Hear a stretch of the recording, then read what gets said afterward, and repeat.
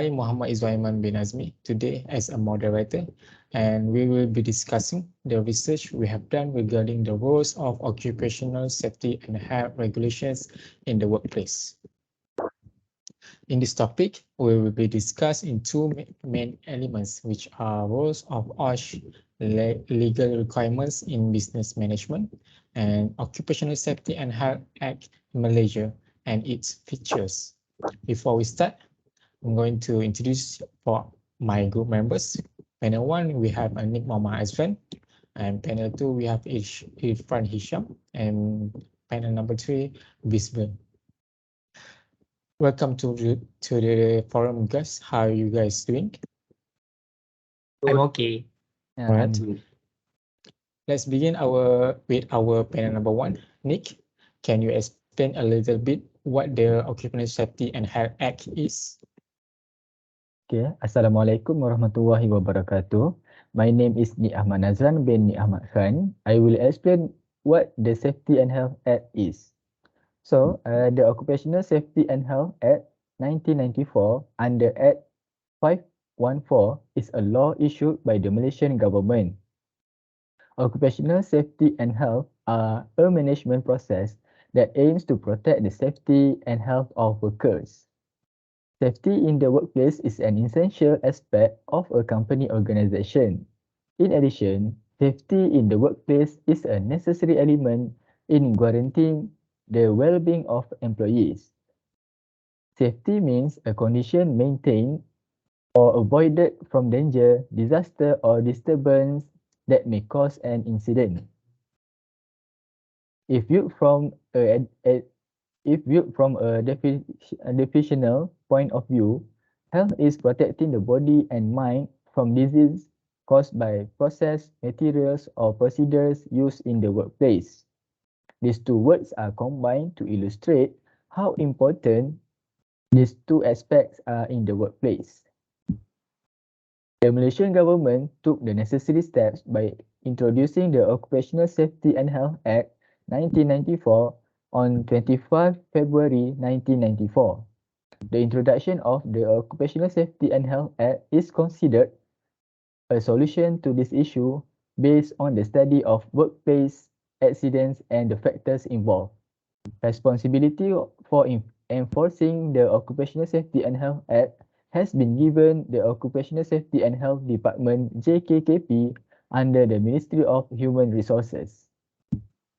Thank you, Nick, for giving us such a clear and detailed explanations. Next, we continue this session with panel number 2, IRFAN HISYAM. Can you share with all of us about the objective of OSHA?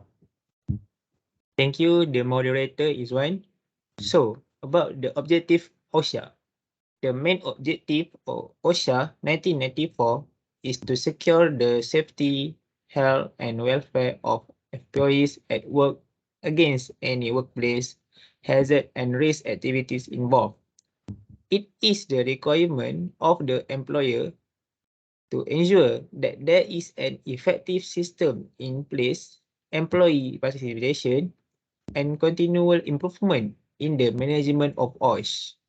The primary and foremost step is to ensure that general employees are aware and appreciate the benefits.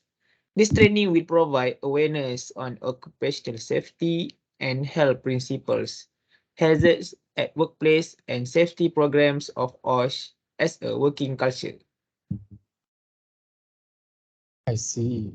So, based on these acts, can you explain more details about the terms and definition given in OSAS 18001? Okay, about the terms and definition given in OSAS 18001, it apply or it is the most widely adopted occupational health and safety management system standard. It is due to be surpassed by ISO 45001 in 2016 and 17. The terms and definition applicable to OSAS 18001 include: the first one is acceptable risks. The acceptable risk is one that has been reduced to a level that can be tolerated in accordance with an organization OSHA's policy and its legal responsibilities. The second is accident. This defines an unwanted case that results in a fatality, injury, disease, or other loss. Okay, the third is harmful. The harmful terms refers to a potential resource or situation that could lead to injuries, illness, or damage of goods in the workplace. Okay, the next one is hazard. These terms denotes any situation, substance, activity, or event that has the potential to cause ill health or injury. As examples include cramped working conditions, badly ventilated areas, toxic chemicals, dangerous gases, repetitive work, intimidation and bullying, explosions, and equipment malfunctions. And then is incident. An incident identifies a work-related event that could have caused injury, ill health, or death. And then is hazard identification. This process involves identifying that a hazard exists and then creating a description of its characteristic. And then the next one is ill health. This refers to an adverse physical or mental condition, which is identifiable and can be the result of or aggravated by a work activity or work-related situation. And then is occupational health and safety objective. These are the performance goals that an organization establishes and plans to achieve. This objective must be measurable and consistent with the organization OSHA's policy.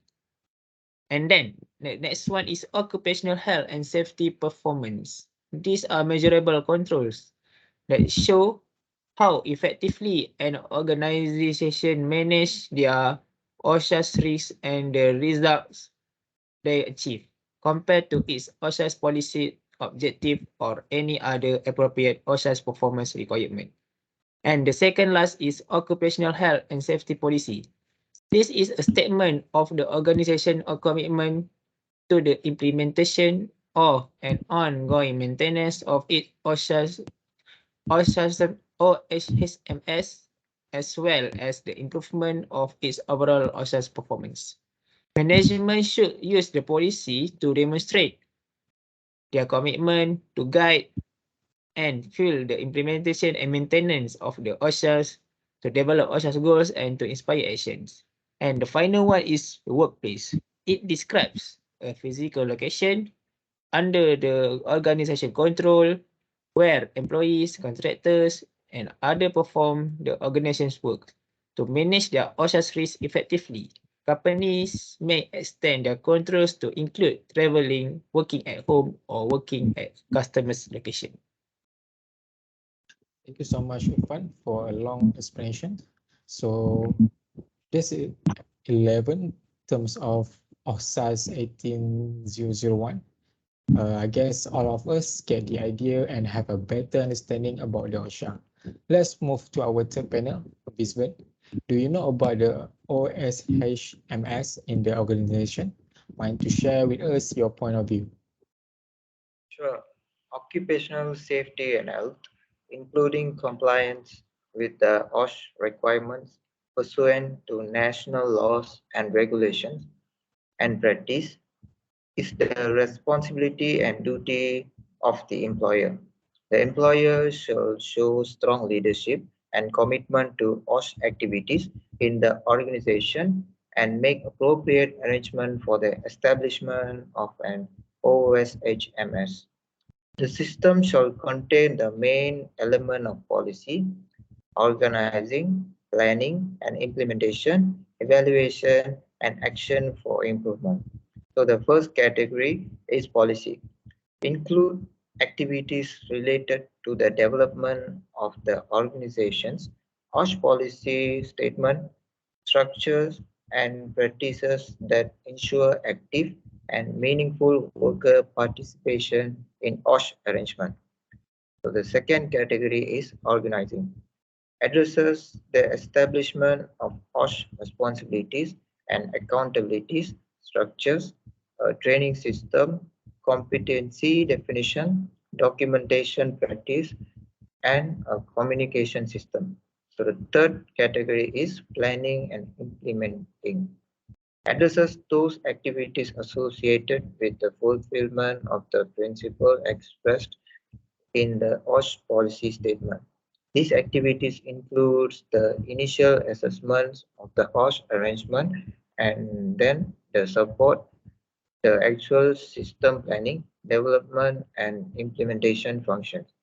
So the fourth category is valuation. Addresses those functions associated with the measuring the management system's performance.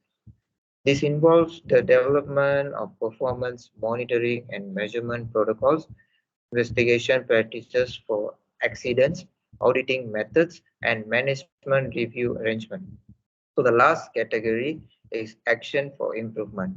Addresses issues associated with the preventive or corrective actions and continual improvement with the information obtained from performance monitoring and measurement, investigations, audits, and management review, appropriate prevention or corrective, and continual improvement action can be taken. That's it. Thank you, VIISVAN. So I guess there's 5 elements of OSHMS in the organization, which are policy, organizing, planning and implementation, evaluation and action for improvement. So Irfan, I would like to ask for the next question. What are the sorry, I would like to ask VIISVAN again, what are the benefits of the acts? Okay. One of the benefits of ACT are it guides organization in their pursuit of zero accident. OSHA's 18001 provides a system to identify and effectively manage occupational health and safety hazard in order to minimize health and safety risk. It provides tools and techniques to identify potential causes of accident and helps organization improve employees' awareness of risks.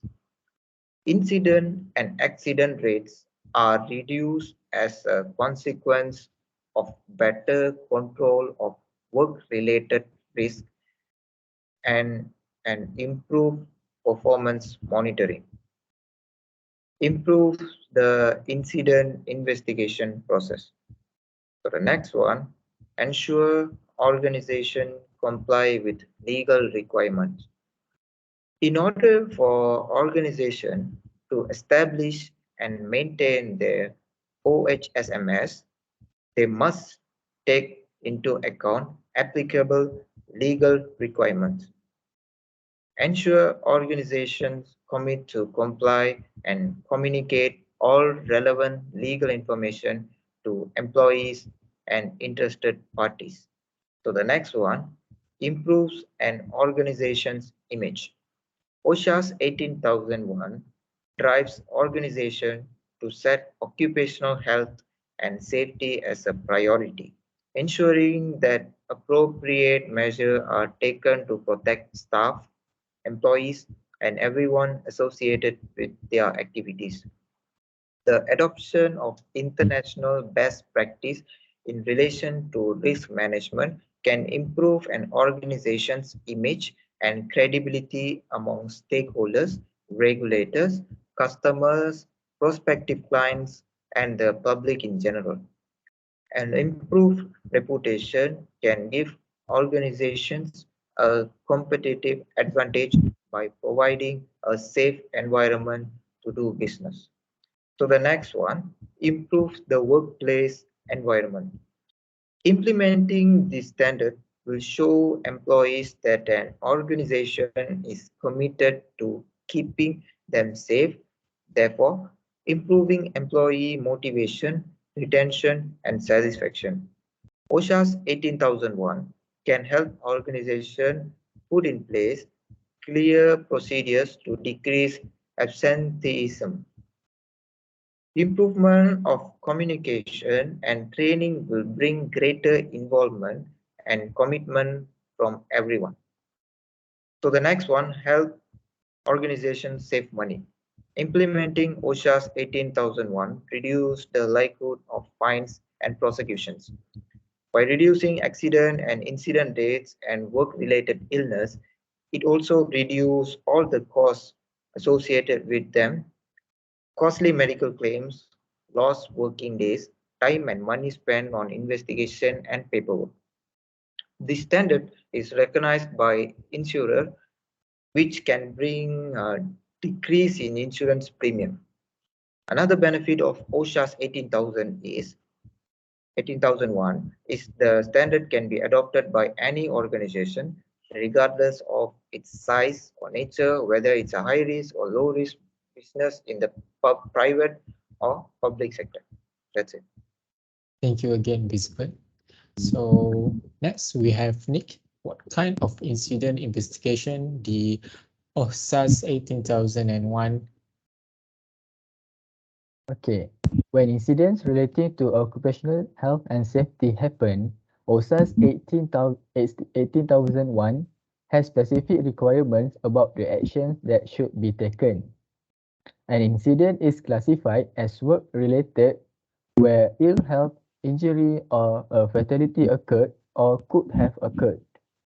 Not all incidents can be prevented by a management system, and there will always be some accidents in the workplace.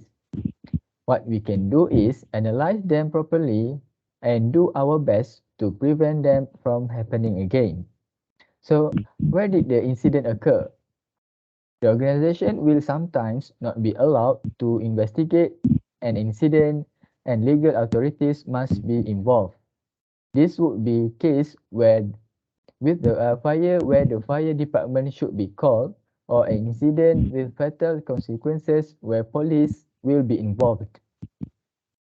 The first step is to determine in which process the incident occurred, what really happened, and who was involved. A detailed description of the incident is necessary as this will form the basis for further incident investigation. The objective of your investigation will be to determine where the OSA system failed and what steps need to be taken to prevent it from happening again. So, what is failed? You should identify the cause of the incident, looking at all possible causes. Once you have listed all likely causes, they need to be compared to establish the most likely one. While evidence is gathered and the most likely cause of an incident found, try to prevent underreporting. A root cause is a cause that initiated a sequence of events or a condition that led to the incident. If the root or the source you are considering is not backed up by the fact, it is discarded, else it should be treated as a probable cause. When investigating the real cause, apply following steps. The first one is physical research. Next, observe the process to establish the mechanism by which the incident was activated. The third one is repeat and assess what happens in a controlled environment. Next, interview any person who may have witnessed that what caused the incident. The last one is consult with employees who are familiar with the process. When people involved in an incident are interviewed, always ask open questions and explain that the incident's root cause needs to be identified. Every possible cause must be tested for a confirmation to establish the real cause of the incident. When more than one probable cause is identified, you need to establish the primary cause.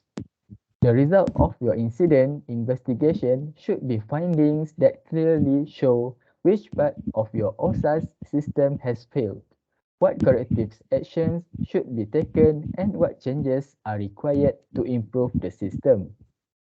The incident investigation report must contain all findings of the investigation, and the report must be delivered to management. Once the investigation report has been compiled, management can determine which corrective actions should be implemented. And the last one is make sure all is well.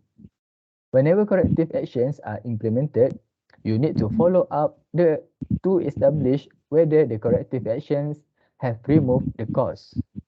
If corrective actions have not been successful, new corrective actions should be taken to ensure that this type of incident will never happen again. FEVT will guide you through the incident investigation with pre-compiled forms and template, making it easy to ensure that you find the root cause and recording the full report in the process. Corrective actions and their follow-up is also catered for, driving the process to its logical conclusion. That's all from me. Thank you, Nick. So I guess OSAS 18001 have a specific requirements for effect. Can you explain what are the type of danger that can happen in workplace? Okay, about the danger that can happen in a workplace. Every event or catastrophe that occurs in the workplace is, in theory, linked to hazard, risk, and danger. A hazard is a cause or a condition that has the potential to cause harm to humans, whether injury or sickness, property destruction, environmental destruction, or a combination of all of these. There are various sorts of workplace dangers, including physical, biological, chemical, ergonomic, and physiological hazards. Okay, the first one is the mechanical and electrical hazard that are type of physical hazard. Environmental elements that can cause injury are included in this category of hazards, just such as noise levels, exposed electric wiring, falling objects, wet floors, and other situations that could result in slips, falls, cuts, or other injuries are all examples of this. The second one is biological dangers, which can result in illness, infections, and several health problems. These risks involve being exposed to airborne and blood-borne organisms, such example, virus, bacteria, and fungi. This hazard also plays a crucial role in sick building syndrome. The third is about chemical dangers. These include carcinogenic and corrosive substance. These compounds can be breathed as gas, as vapor, or as liquid or solid that come into contact with the skin. Chemical dangers can cause skin irritation, breathing issues, and blindness, and also other major health effects. The fourth is about ergonomic dangers as a strain, which it is on the body's muscle, tendons, and other connective tissues. This syndrome develops as a result of prolonged exposure to aberrant postures and movements, as well as poor workplace equipment and task design. And the final one is about physiological dangers at work. This includes stress, exclusion, bullying, sexual harassment, and workplace violence. This syndrome can lead to despair, decreased concentration, a lack of attention, or workplace irresponsibility. As a result, morale suffers, productivity and quality of work suffer, and the risk of injury rise. That's all from me. Thank you, Irfan, for the explanation. And lastly, let's have our third panel, VIISVAN, to conclude our forum session. Sure. Since the safety issue has increased in the manufacturing industry, many safety-related studies have been conducted. Accidents such as those that are often occur in the manufacturing sector have resulted in the loss of many workers and properties worth millions of ringgits annually in this country. The occurrence of accidents in the manufacturing industry is often associated with the negligence in the implementation of work, neglect of safety aspects, neglect of awareness and training programs, lack of work, lack of discipline, lack of communication, and other external disturbance that increase the influencing factors of occurrence of accidents that are growing today. With the enforcement of the Occupational Safety and Health Act, the world of work and industries in Malaysia has entered a new era, with serious attention given to the safety and health of workers. The extension of this act introduced by the government today has succeeded in achieving its objective of providing a safe and healthy work environment not only for employees but anyone at work. That's all. All right, thank you guys for your sharing and explaining the information details of today's topic. And I think by this sharing, we will be able to learn and gain more knowledge of both of the act and that be implemented in our country. As a conclusion, although more than 18 years have passed since OSHA was first implemented in Malaysia, but OSHA has not been evaluated, as Malaysia has always been a fast-growing country for the past 3 decades. Certain provisions are in place that may no longer be compatible with the current situation. Therefore, I wish by this discussion, we are able to apply the knowledge and awareness of this particular issue and make more changes and improvement by generation continuously. Lastly, good job. Thanks for you all for the valuable time for joining this discussion. Stay safe and goodbye. Thank you. Thank you.